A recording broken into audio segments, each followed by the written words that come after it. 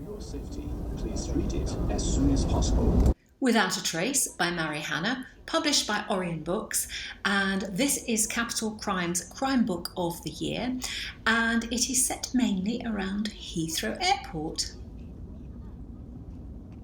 Without a Trace sees the very welcome return of DCI Kate Daniels, who has appeared in several of Mary's previous novels.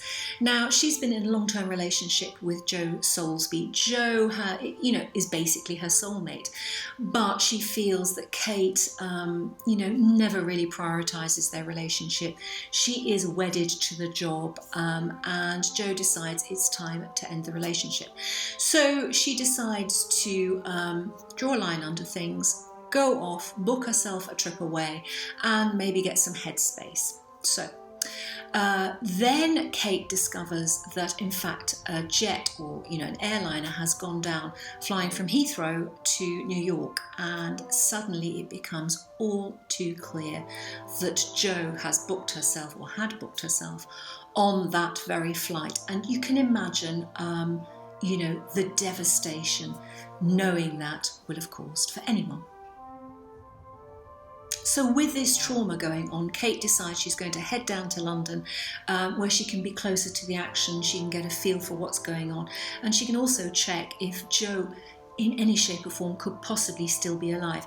Hank Gormley, who is also well known, from all the previous novels, is like her wingman. He's her second in command, and he decides to go with her to kind of take care of her, but also to keep an eye out and keep things, reasonably level. Because, if you suffer from trauma, you sometimes believe things that perhaps aren't true. Yet she is determined to see what's what and heads to London. Once at Heathrow, she feels that one of the priorities is actually to see whether Jo did actually take the bag with her. She paid for a bag to go on the flight from Newcastle to Heathrow, change, and then on to New York. But did she actually take it on board? Could there have been any last-minute change? But the news coming back from the crash site is pretty devastating. Back in Newcastle, things are really starting to kick off, and in fact Kate becomes quite aware that somebody is keeping a very wary eye on what she is doing and what's going on for her. She has a stint as a baggage handler, and I think when you read this book you will realise that it's really not a good idea to travel with posh luggage. I won't say any more, but it kind of goes in and out of the airport system.